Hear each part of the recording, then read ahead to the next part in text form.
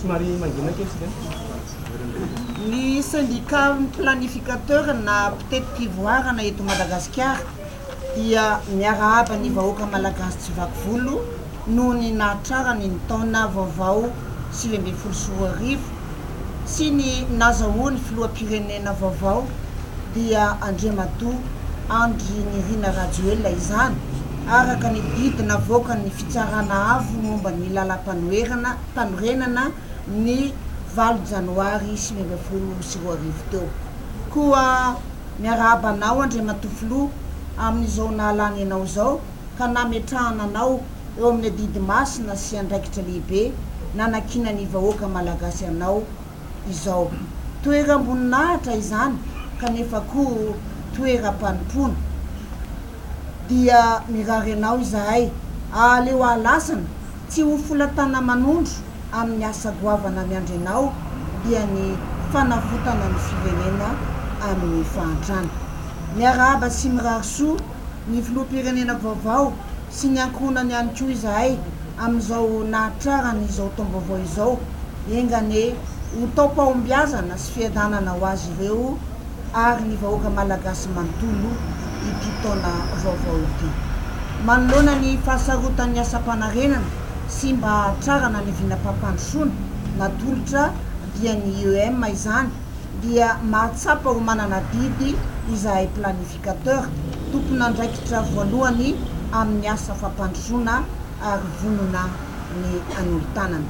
Tsy zoviana amin'ny rehetra ny fahalalana sy ny fahaiza-manao ny planificateur izay nofanina manokana momba ny famolavolana, conception, fandrindrana, coordination, fandaminana, programmation, fiantsoroana, encadrement, fanaraha-maso, suivi ary fanaovana tombana, évaluation ka afaka miandraikitra sy misehatra amin'ireo lafinasa ireo mba ampandrosoana ny toe-karena sy ny sosialim-bahoaka izay anananay fahalalana manokana.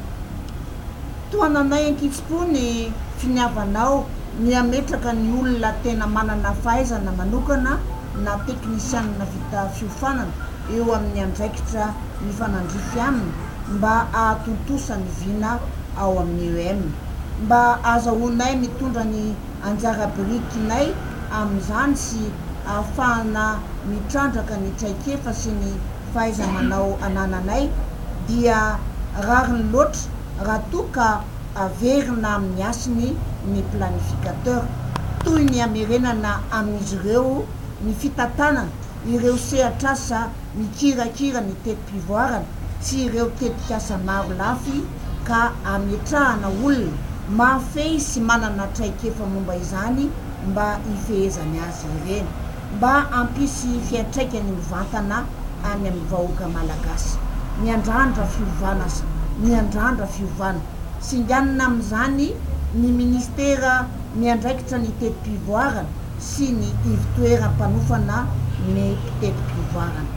Eto ampamaranana dia manatitra ny firariatso ho an'ny filoha sy ny vahoaka malagasy rehetra izahay ho taom-bokatra tsara, ho taon-tsotsy ho lany, mananambiampy hatrany ity taona vaovao 2024 ity. Masina ny tanindrazana.